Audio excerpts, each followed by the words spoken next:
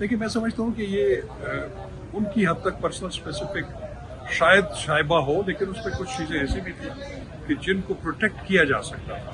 इसके अलावा कि जो एक रिव्यू का स्कोप उन्होंने बिल्कुल अपील की उसमें कन्वर्ट कर दिया था, उसकी हद तक तो मैं समझता हूँ कि उसके लिए तो आईनी अमेंडमेंट होना जरूरी थी, लेकिन इसकी बाकी शिकों को जो है वो महफूज किया जा सकता था।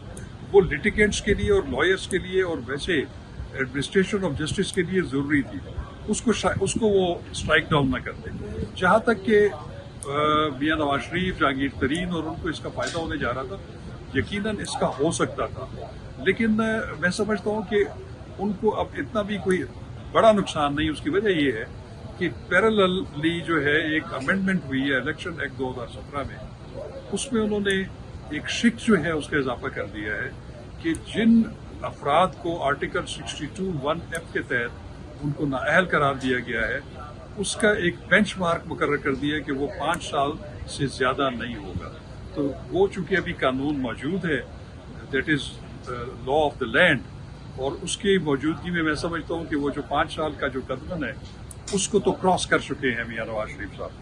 तो जब तक कि स्ट्राइक डाउन नहीं होता तो सुप्रीम कोर्ट ऑफ पाकिस्तान तमाम हाई कोर्ट्स और तमाम एग्जीक्यूटिव जो है उस कानून पे ऊपर अमल दरामद करने की पाबंद है। तो इस फैसले के बाद नवाज शरीफ के लिए जो आप समझते हैं कि हर्डल्स अभी भी नहीं है उनके लिए? मेरा ख्याल नहीं है, लेकिन एक जरूर है कि एक ऐसा कानून जरूर होना चाहिए कि जो आर्टिकल 184(3) के तहत जो मुकदमात हुए हैं और आज तक वो कंट्रोवर्शियल रहे हैं, जिसको तारीख में अच्छे अल्फाज से नहीं जाना जाता, उनका रिव्यू होना जरूरी है। और उसके लिए नेक्स्ट जो भी पार्लियामेंट आएगी उनको चाहिए कि वो एक आईनी अमेंडमेंट करके आर्टिकल 184(3) के ऊपर एक प्रॉपर राइट ऑफ अपील जो है वो प्रोवाइड कर। इलेक्शन एक्ट अगर बरकरार रहता है तो उसके साथ तो उनको तहफ़्फ़ुज़ हासिल है, लेकिन वो मुझे लगता है कि वो भी अनकॉन्स्टिट्यूशनल है, क्योंकि 62(1)(f) की तशरीह सुप्रीम कोर्ट ने की थी।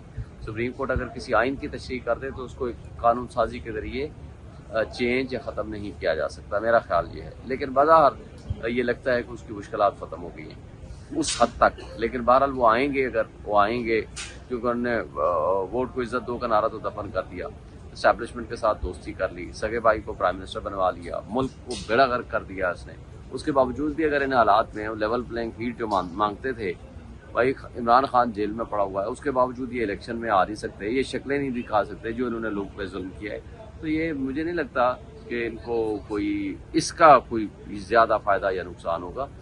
बाकी आगे मार्केट में, पब्लिक में ये किस तरह आते हैं, किस तरह अपने आप को ये पेश करते हैं, दैट डिपेंड्स। सर इस फैसले के लीगल इम्प्लीकेशंस थोड़ा सा बता दें, कैसा देख रहे हैं इस फैसले को? देखिए, कानून के मुताबिक, आइन के मुताबिक यही होना था और यही हुआ, क्योंकि कॉम्पिटेंस सादा लेजिस्लेशन के जरिए जब सुप्रीम कोर्ट की कॉम्पिटेंस एंड जुरिस्डिक्शन को डिसाइड करने लगेंगे तो that is illegal and unconstitutional. Apparently ये नज़र आ रहा था कि यही फैसला आना है और वो आया।